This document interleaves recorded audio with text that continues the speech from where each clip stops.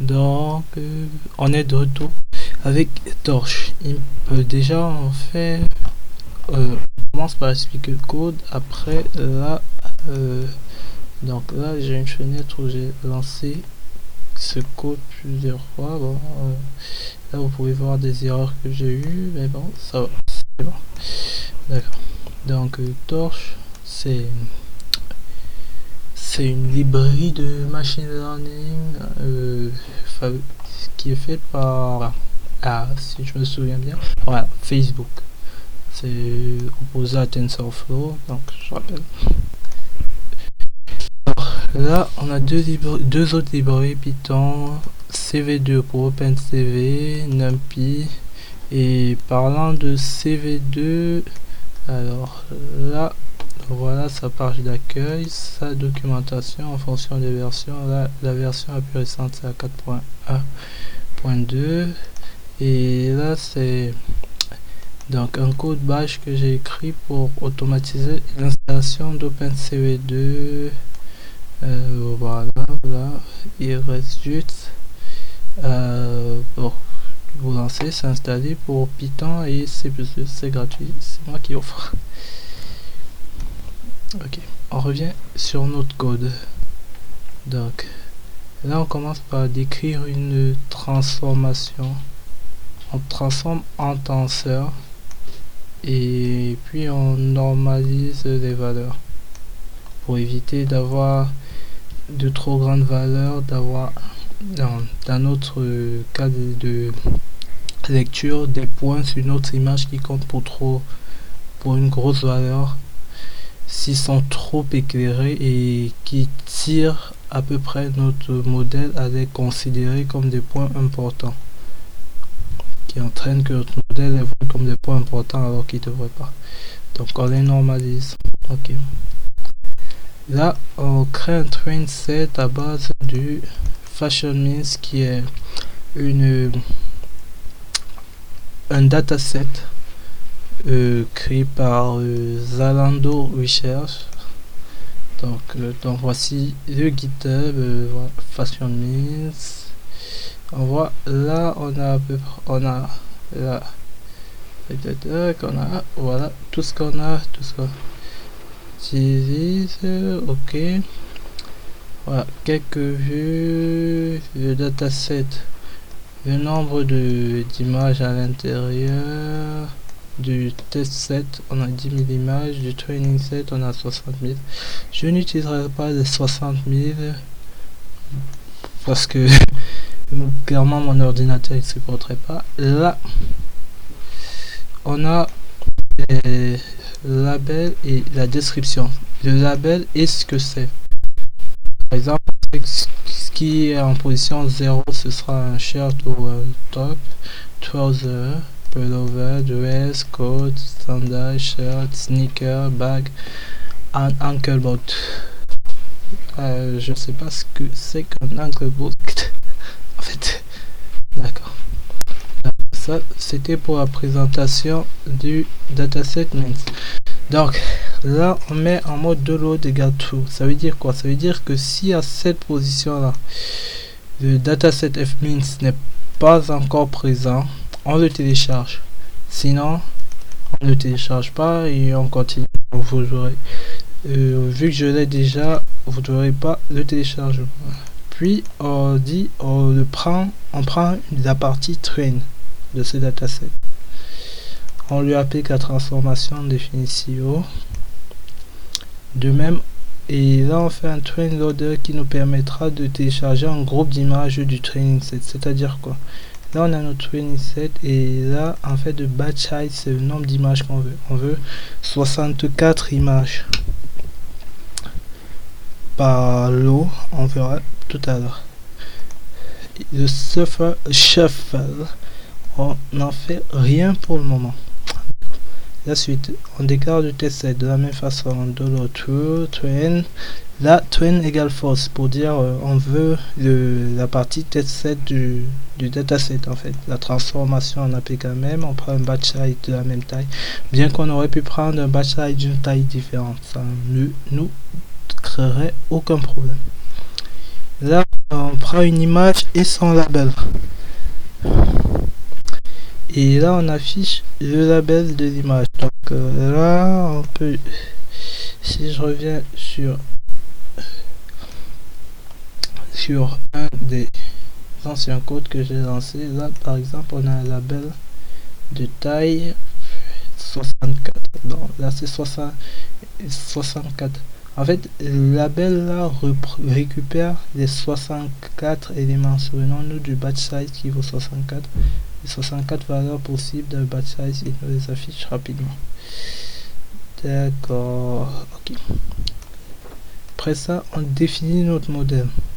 On définit un modèle séquentiel. Sur une autre vidéo, je montrais comment définir un modèle en tant que classe. Donc là, on définit un modèle séquentiel. Première couche. Première transformation, une transformation linéaire qui quitte de 784 entrées, passe à 128, puis on lui applique un ReLU. ReLU, ReLU, c'est une fonction simple, c'est une fonction simple qui, à partir de 0, suit la droite x égale un rectified network. Alors, le temps que ça arrive. Puis une deuxième couche, 128 entrées, 64 sorties, un autre ReLU, et enfin 64 entrées et 10 sorties qui correspondent au nombre de cases de notre dataset, donc de 0 à 9, 10. Alors, là, on lui applique à la sortie une fonction d'erreur, le log softmax, qui vous permet de calculer l'erreur faite par notre modèle directement à sa sortie. Okay. Là on définit notre critère d'erreur rapide. Ok, vu qu'on l'a déjà fait, là on définit un LLOS. Donc je vous invite à voir sa documentation. Là on définit notre optimizer. On lui donne un LR, learning rate, de 0,3. On lui passe le paramètre de notre modèle. Ok. Et bah, après il est capable de nous faire automatiquement une descente de gradient. D'accord.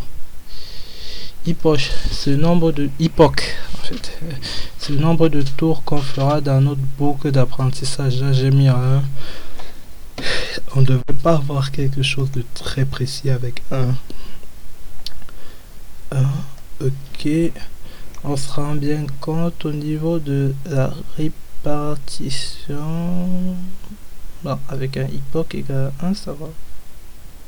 Donc, non, ça va. Donc, ce qui se passe, c'est que notre erreur, running loss error, elle s'incrémentera des erreurs effectuées sur chaque item, donc sur chaque image de notre node. Donc, on commence par prendre l'image. On la reshape. Normalement c'est une image de 28 par 28, donc on la reshape en 784 en un vecteur de longueur 784. On initialise notre optimizer pour éviter. Pourquoi? Parce qu'il regarde les anciennes valeurs d'optimisation. Alors on voit notre output. Notre output c'est quoi? C'est notre sortie qui doit valoir notre label normalement. Est-ce que pour toutes les images contenues dans notre train loader dans l'état actuel, dans 64 images, l'autre output lui vaut combien? Lui, il vaudra pour chaque image un autre output différent. Et donc, normalement, on aurait pu mettre aussi output avec S pour indiquer que c'est plusieurs outputs. On en mettra avec un seul. Ok. Là, on passe un label, on vérifie avec notre critère d'erreur, c'est celui-là, si on a fait une erreur, à quel niveau d'erreur on en est. Par exemple là, après une boucle, après un tour de boucle, je suis à 0,72 de taux d'échec. C'est beaucoup. Puis on fait un backward. Donc le backward c'est quoi? On fait on règle les poids des différentes des différentes liaisons entre les couches en partant de la couche la plus terminale dans la couche de sortie vers la couche 1 et c'est ça qui est fait automatiquement par le backward. Puis on passe à un autre état de l'optimiseur et on rajoute notre erreur à l'erreur actuelle. Et une fois qu'on n'a plus rien dans notre train order qui est vide, on affiche l'erreur qu'on a fait. C'est le for else, je sais, la première fois ça déconcerte un peu de voir directement else la première fois, mais c'est juste pour dire si on a parcouru tout ça, on fait ça. Ok. Puis on déclare un itérateur qui permet de passer d'un élément à un autre dans notre test loader. On prend des images et des labels de notre itérateur. Ok. Et par la suite, on choisit de prendre la première image, on la resize, on la transforme en un vecteur de longueur 784. On lui applique notre modèle dont on a bien pris soin d'empêcher l'apprentissage, parce que sinon il faut se souvenir que le modèle, tant qu'on ne bloque pas, il continue d'apprendre en fait. Donc là, on a bloqué son apprentissage avec TorchGrade. On lui demande ne fait pas de gradient, ne cherche pas le meilleur gradient. Et donc là, il nous renvoie son estimation pour l'image dans notre vecteur logps et logps torch export. Puis on affiche le label, ce qu'on voulait, et on affiche l'ensemble des classes l'ensemble des valeurs des probabilités pour chaque classe. Okay. Alors, non, je vais garder ça comme ça. Donc là, par exemple, on a notre exécution, nos 64 labels, notre erreur fait par entraînement 0,72. C'est beaucoup, ça fait 112% d'erreur. Et maintenant, là, en fait, à ce niveau là, on a notre label qui vaut 1. On va voir les résultats en termes de probabilité. On a 3, 10 exposant moins 3, c'est 9, voilà. Et on se rend compte que malgré tout, il a plutôt bien prédit la chose en fait. Il a mis 0,9% sur exposant moins 1 dans 0,97. Pour la classe, ça c'est 0, ça c'est 1 pour la classe 1. Donc, ok. Il a plutôt bien prédit la chose. On essaie un. Alors, on essaie un autre tour dans cette boucle. C'est un peu lent. Donc, pendant que ça calcule, je vous ramène rectify la fonction redo. Donc, c'est elle là en fait.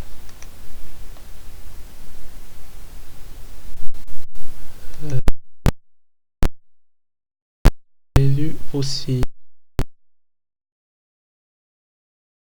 Bien sûr qu'il doit faire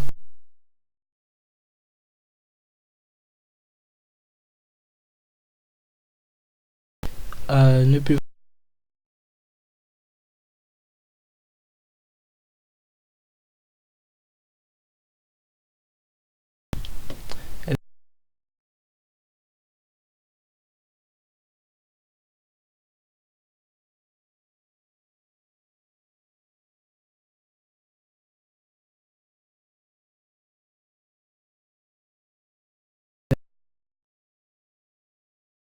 la normalisation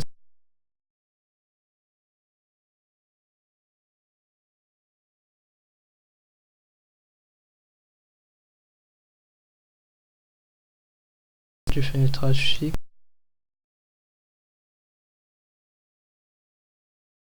la classification MF, je sais pas ce que c'est en fait. D'accord. Je vous conseille de lire, c'est intéressant pour ceux qui veulent faire du machine learning dans le cadre du traitement du son. Donc entre temps notre truc c'est terminé. Là on a toujours une belle prédiction 0 et là ok. Alors ce que je vous invite à faire c'est à augmenter cette valeur de époque à la montée à 2 ou 3, à 2 ou 3, 4 et à lancer le code avec ça 2, 3, 4. Donc, je vous présente la documentation de PyTorch. Documentation officielle, on retrouve des modules comme NN, Torch, NN.fonctionnel.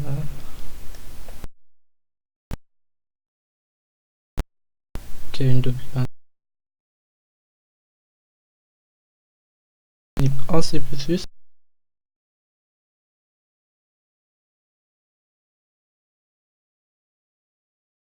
Alors,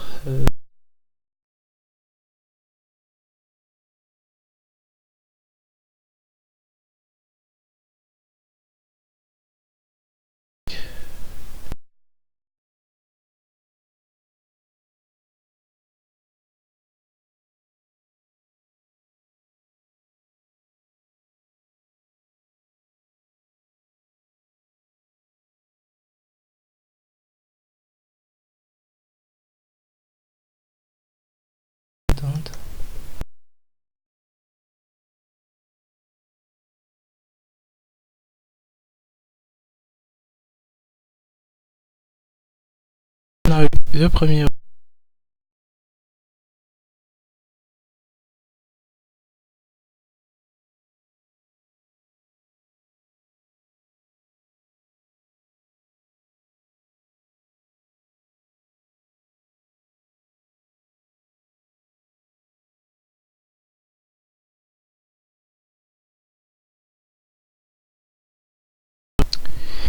Alors, donc, nous